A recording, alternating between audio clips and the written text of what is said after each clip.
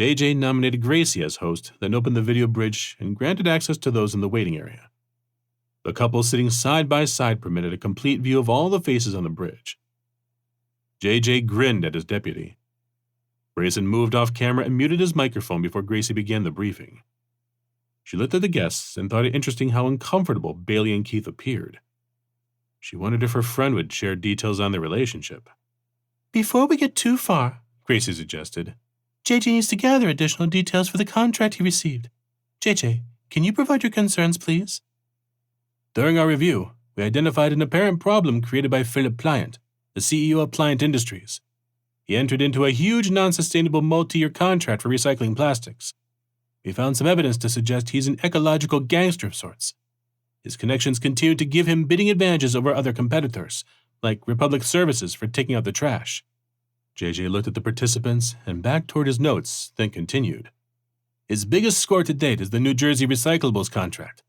Pliant cobbled together some shipping transport to export all the plastics from New Jersey and the New York metropolitan area to sell to the Chinese.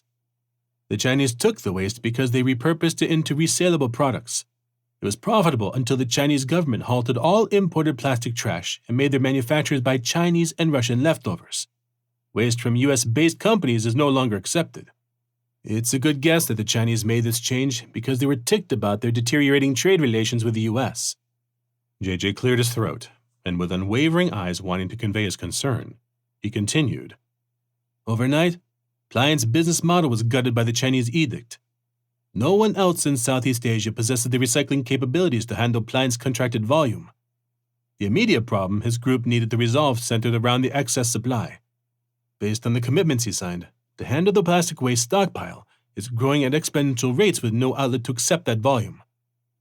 "Why didn't he just petition the state to let him out of the contract?" Jeff asked.